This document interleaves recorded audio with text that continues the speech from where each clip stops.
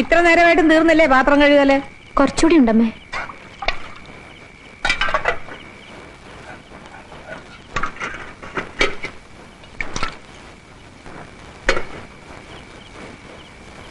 അല്ല, നിന്റെ ഈ ഒരിക്കലും പിടിക്കലും ഒക്കെ കണ്ടാലേ ഇവിടെ ഉള്ളവർക്ക് ഒരു വൃത്തിയും വെടിപ്പും ഒന്നുമില്ലെന്ന് തോന്നുമല്ലോ. ദേ, കറണ്ട് ബില്ല് കിട്ടുന്നത് ഞാനാ.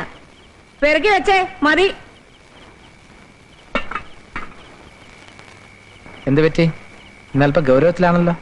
അമ്മയ്ക്കെന്താ എന്നോട് മുൻവൈരാഗ്യം വല്ലതുണ്ടോ? എല്ലാ ജോലിയും ഞാൻ ചെയ്യണം, ആരും ഒരു കൈ സഹായിക്കില്ല. എപ്പോ നോക്കിയാലും എന്നെ എന്റെ വീട്ടുകാരെ ഓരോ കുത്തുവാക്ക് പറച്ചില്, തൊട്ടാനും പിടിച്ചാനും ഒക്കെ കുറ്റമാ. ഈ 55-ാം വയസ്സിൽ അമ്മയുടെ സ്വഭാവം മാറ്റുന്നതിനേക്കാളും എളുപ്പം നമ്മളൊന്ന് അഡ്ജസ്റ്റ് ചെയ്യുന്നതാ. മക്കളിൽ ഏറ്റവും കൂടുതൽ സ്നേഹം അമ്മയ്ക്ക് എന്നോടാ. മൂത്ത മകനായതുകൊണ്ടാവാം. എതിർത്തൊരു വാക്ക് ഞാൻ പറഞ്ഞാൽ അമ്മ സഹിക്കില്ല. ഞാൻ വലിയൊരു തുക സ്ത്രീധനം വാങ്ങിച്ച് കെട്ടണമെന്നായിരുന്നു അമ്മയുടെ ആഗ്രഹം. തന്നെ അല്ലാതെ വേറൊരു പെണ്ണിനെ കെട്ടില്ലെന്ന് ഞാൻ വാശി പിടിച്ചു. അമ്മ ഒരുപാട് എതിർത്തെങ്കിലും അവസാനം എന്റെ ആഗ്രഹം പോലെ നടന്നു. ഞാൻ ഒരുപാട് വഴിപാട് നേർന്നത് കൊണ്ടാ തന്നെ എനിക്ക് കിട്ടിയത്. അതെന്റെ ഒരു ഭാഗ്യല്ലേ?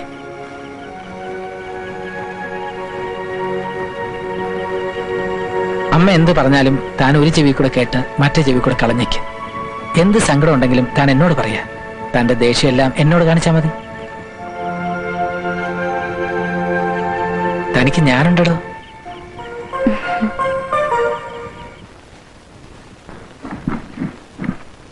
വിദ്യേ, ആ പുഴയിലെങ്ങാനും കൊണ്ടുപോയി കഴുക്. അതല്ലേ സൗകര്യം. പുഴയിലെങ്ങനെയമ്മേ ഞാൻ ഒറ്റയ്ക്ക് പോകുന്നത്? എനിക്ക് ശീലമില്ല. ആ, ഇങ്ങനല്ലേ ശീലിക്കുന്നത്. ചേട്ടത്തി, പ്രസന്നം വരുന്നുണ്ടോ? ഞാനും വന്നേനെ, എനിക്ക് കുറച്ച് പഠിക്കാനുണ്ട്. നാർന്ന തുണിയൊക്കെ മുഖത്തിട്ട് തൂക്കാതെ എടുത്തോണ്ട് പോ. എടാ പ്രദീപേ, നിങ്ങളുടേത് വലതും അലക്കാനുണ്ടെങ്കിൽ എടുത്തു കൊടുക്കടാ.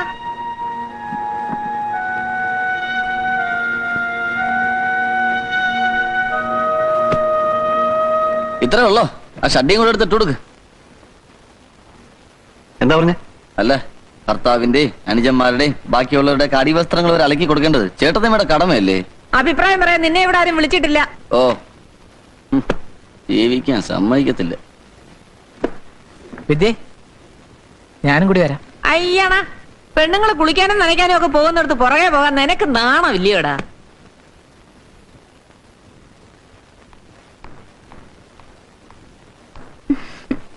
വനജയെ കാണാതായപ്പോ ഞാൻ കോളേജിലേക്ക് വരാൻ തുടങ്ങിയതാ. ഓ, ഓരോന്നിനെയും കണ്ണുവെടിച്ച് ഇവിടെ എത്തിപ്പെടാൻ ഞാൻ എന്ത് പാടുപെട്ടെന്നോ. വാ നടക്കാം. ആ ഷീന തോമസ് എന്നോട് ഓട്ടോ കയറി ഇറക്കി വിടാൻ വിട്ട പാട്. നമുക്ക് നമ്മുടെ സ്ഥിരം ഐസ്ക്രീം ബാറിലേക്ക് പോയാലോ? എനിക്ക് പേടിയാ.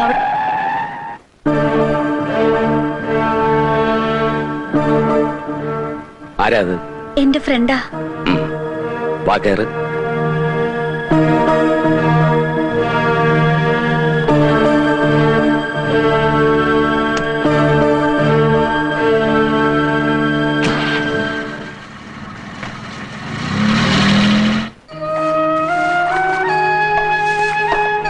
തറയ്ക്ക് നോകത്തൊന്നുമില്ല, അങ്ങോട്ട് അമർത്തി തേച്ച് കഴിയടി.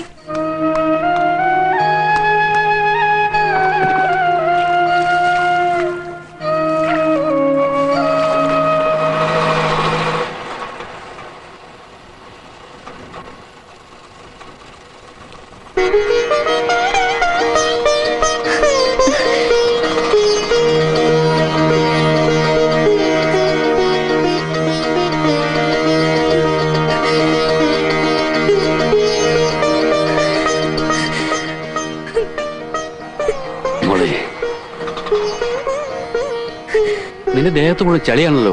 നീ എന്താ കണ്ട കളിക്കാൻ പോയോ? ഞാൻ അവിടെയൊക്കെ തുടച്ച് വൃത്തിയാക്കായിരുന്നു.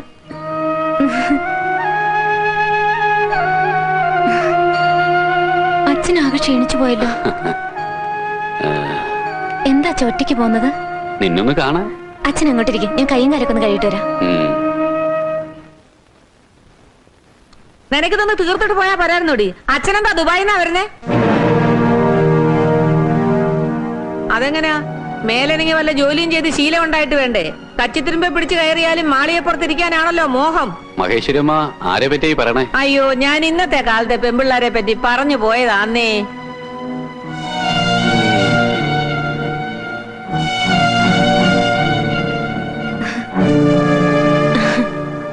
പിന്നെ എന്തൊക്കെയുണ്ട് അച്ഛാ വിശേഷങ്ങൾ?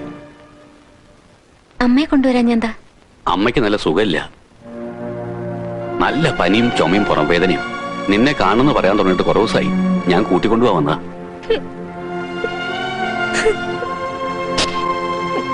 മോളെ പ്രശാന്തം വന്നില്ലേ?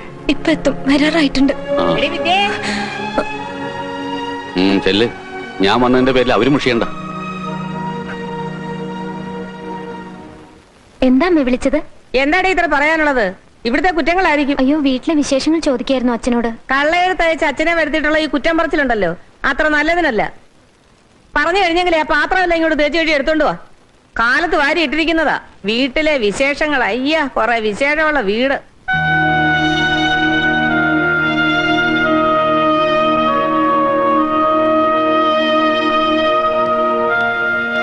അച്ഛനെപ്പോ വന്നു?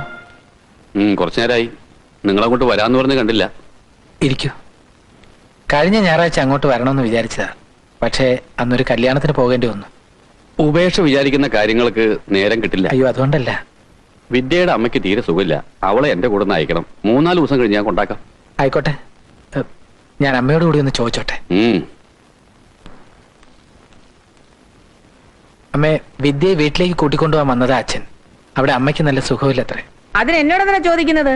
നിന്റെ കെട്ടിയാളല്ലേ, വിടുകയോ വിടാതിരിക്കയോ എന്ത് വേണമെങ്കിലും ചെയ്യേ. ആ, അമ്മയ്ക്ക് എന്താ ഒരു പരിഭവം പോലെ? ഓ, എനിക്കെന്തോന്ന് പരിഭവമാ? ഓ, അമ്മയെ അനുസരിക്കുന്ന എന്തൊരു മക്കളാണെന്നറിയാവോ? പറയാത്ത കുറ്റമേ ഉള്ളൂ. അമ്മേ, അമ്മ ഞാൻ അച്ഛന്റെ കൂടെ വീട് വരെ ഒന്ന് പൊയ്ക്കോട്ടെ. എന്തിനാ ഇപ്പൊ അങ്ങോട്ട് എഴുന്നള്ളുന്നത്? ആരും അവിടെ ചാവാൻ കിടക്കുന്നില്ലല്ലോ.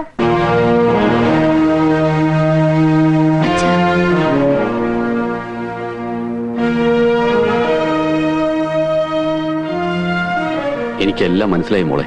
അമ്മ അങ്ങനെയൊക്കെ വെറുതെ പറയുന്നേ ഉള്ളൂ. എനിക്കിവിടെ സുഖാണ് അച്ഛാ. എനിക്കിത്രയും വയസ്സായില്ലേ, ഒന്നും മനസ്സിലാവില്ലല്ലോ. ഞാൻ പോവാ മോളെ. ഒരു കാപ്പി പോലും കുടിക്കാതെ? വേണ്ട, വരുന്ന വഴിക്ക് കുടിച്ചിട്ടാ വന്നത്. എനിക്ക് തൃപ്തിയായി. സൗകര്യപ്പെട്ട രണ്ടുപേരും കൂടി ഒന്നങ്ങോട്ട് വന്നാ നന്നായിരുന്നു.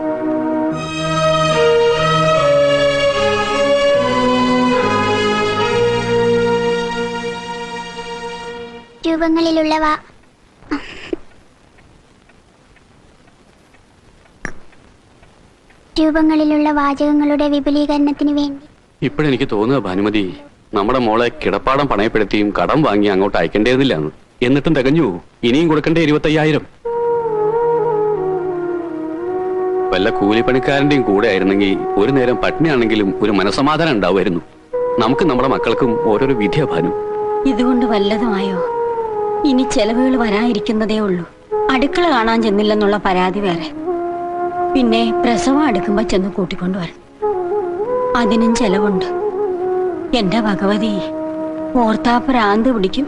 ചേച്ചിക്ക് ചുണയില്ലാഞ്ഞിട്ടാ ഒരു അമ്മായിയമ്മയും നാത്തൂനും. നമുക്ക് അങ്ങനെയൊക്കെ പറയാം. അവളാ അവിടെ ജീവിക്കേണ്ടത്. എല്ലാറ്റിനും ആ തള്ളയുടെ അനുവാദം ചോദിക്കുന്ന എന്തിനാ? പ്രശാന്തന് ഒരു തീരുമാനം എടുത്തൂടെ? മതി മതി, ഇപ്പൊ അതൊക്കെ പറയും. കഴുത്തി താലി വീഴുന്ന താനെ വായടയും. അല്ലെങ്കിൽ അങ്ങനെയുള്ള പെണ്ണുങ്ങളായിരിക്കണം. അച്ഛാ, ആ ബാങ്കിൽ നിന്ന് എടുത്ത് ലോണിന്റെ 2 കുടിശ്ശിക അടച്ചിട്ടില്ലെന്ന് ചന്ദ്രേട്ടൻ അച്ഛനോട് പറയാൻ പറഞ്ഞു. ഓ, അടയ്ക്കാനും കൊടുക്കാനുള്ള എപ്പ തീരുമാനാവും? എന്റെ ഭഗവതി,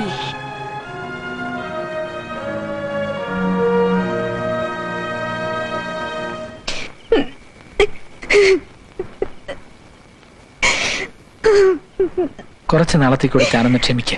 പ്രദീപിന്റെ കല്യാണം കഴിഞ്ഞാൽ നമുക്ക് ഇവിടുന്ന് മാറാം. ഇവിടുന്ന് പോണമെന്നോ അമ്മയും സഹോദരങ്ങളെ ഉപേക്ഷിക്കണമെന്നോ ഞാൻ പറയുന്നില്ല. എന്റെ അച്ഛൻ വന്നിട്ട് ഒന്ന് വീട്ടിൽ പോകാൻ പോലും സമ്മതിക്കില്ല എന്ന് പറഞ്ഞ എന്റെ അമ്മയ്ക്ക് തീരെ സുഖമില്ലാഞ്ഞിട്ടല്ലേ. തനിക്കിപ്പോ വീട്ടിൽ പോയി അമ്മ ഒന്ന് കാണണം, അത്രയല്ലേ ഉള്ളൂ. ഞാൻ അമ്മയുടെ സമ്മതം മേടിച്ചോളാം.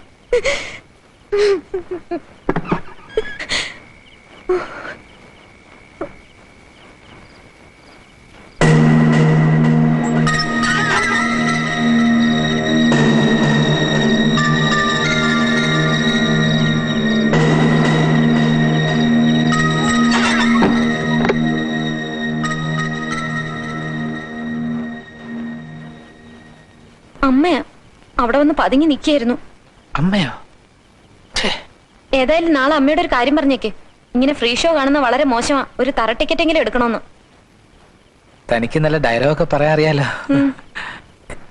ജനല കുറ്റിയിട്ടുണ്ടോ? വേണേ പോയി നോക്ക്.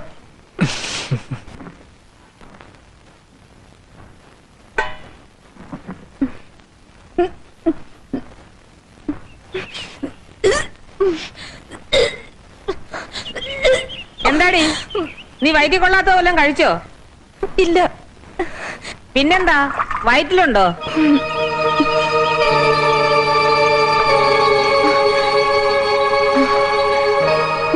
ഓ, കല്യാണം കഴിഞ്ഞ് 3 മാസം തികഞ്ഞില്ല, അതിനു മുൻപ് തുടങ്ങി ഛർദിലും കൊരവേ. നാട്ടുകാര് കളിയാക്കി ചിരിച്ചാലേ നാണക്കേട് എന്റെ മോനാ. മതി മതി നിന്ന് ചിണുങ്ങിയത്, വേഗം അരച്ചെടുക്കാൻ നോക്ക്.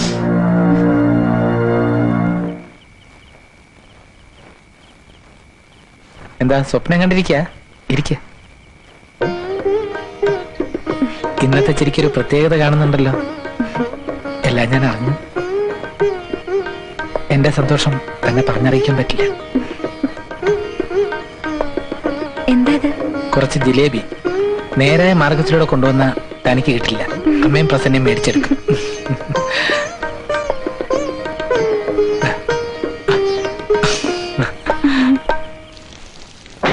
ഭഗവാനേ ഗുരുവായൂരപ്പ.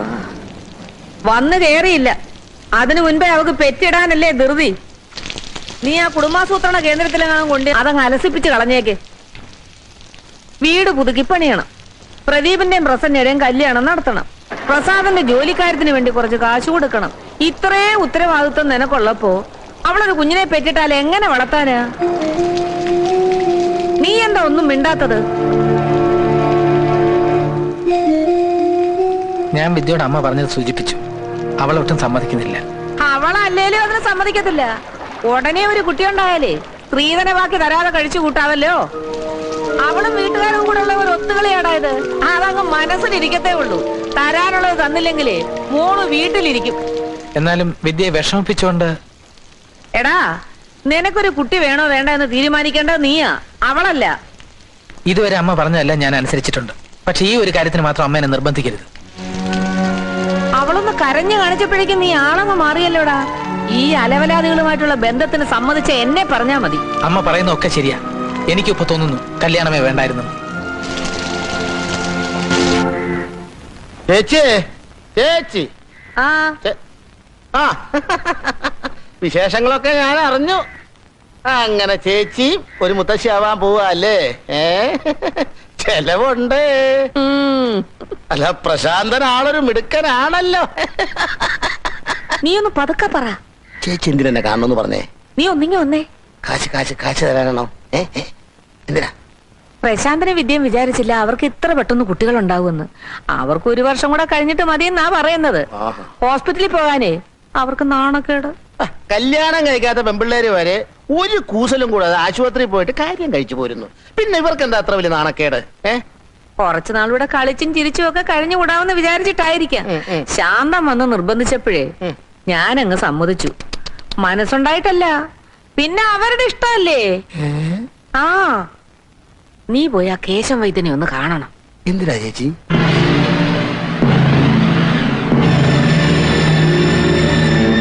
ആ, എന്നാ ഞാൻ പ്രശാന്തിനെയും കൂട്ടി പോകാം. അയ്യോ, അവന് നാണമാ. നീ തനിച്ചു പോയാ മതി.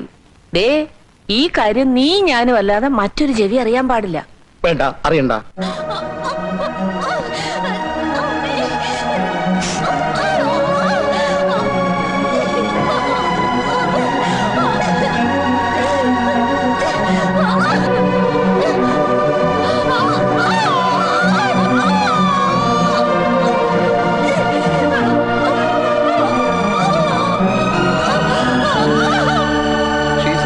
ഇന്ന് വൈകിട്ട് പോവാം. ഒരാഴ്ച ജോലി ഒന്നും ചെയ്യരുത്.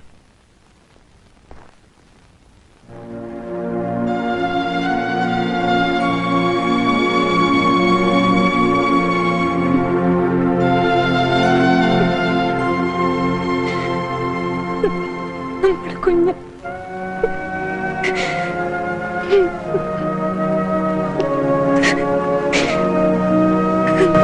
എനിക്കൊട്ടും മനസ്സുണ്ടായിട്ടല്ല. പിന്നെ മോള് നിങ്ങളുടെ മകനെ വിവാഹം കഴിക്കുമെന്ന് വാശി പിടിച്ചുകൊണ്ട് മാത്രമാ. എത്ര നല്ല പ്രപ്പോസലുകൾ വന്നതാ അവക്ക്. പറഞ്ഞിട്ട് എന്താ കാര്യം? ഇതായിരിക്കും വിധിച്ചത്.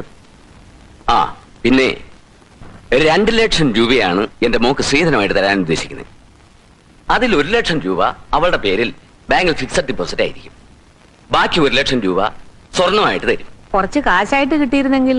ഞാൻ ഡൗറി തരുന്ന തുക എന്റെ മോളുടെ ഫ്യൂച്ചറിന് വേണ്ടിയുള്ളതാ, അല്ല നിങ്ങളുടെ വീട്ടുകാരും നോക്കാൻ വേണ്ടി തരുന്നതല്ല. തീയതി മുഹൂർത്തവും ഒക്കെ തീരുമാനിച്ച് ഞാൻ നിങ്ങളെ അറിയിക്കാം. എന്നാ ഞാൻ ഇറങ്ങട്ടെ. എടാ അങ്ങനെ കാശൊന്നും തരത്തില്ലെന്നാണല്ലോ പറയുന്നത്. അദ്ദേഹം പറഞ്ഞല്ലേ ശരി. ഉള്ള സ്വത്ത് വനജയുടെ പേര് കിടക്കുമല്ലോ. അപ്പൊ കല്യാണം അങ്ങനെ നടത്തും? ചേട്ടന്റെ കല്യാണം അങ്ങനെ നടന്നത്? എന്റെ കല്യാണം നടത്തി തരേണ്ട ഉത്തരവാദിത്തം ചേട്ടനില്ലേ? അല്ല, അവൻ പറയുന്നതിലും കാര്യമുണ്ട്. അച്ഛന്റെ സ്ഥാനത്ത് നിന്ന് നീയാ ഇതെല്ലാം നടത്തേണ്ടത്. അതിന് എന്റെ അടുത്ത് എവിടുന്ന രൂപ? ആരോടെങ്കിലും കടം മേടിക്കണം. വിദ്യയുടെ സ്ത്രീധന ബാക്കി കിട്ടുമ്പോ തിരിച്ചു കൊടുക്കാവല്ലോ.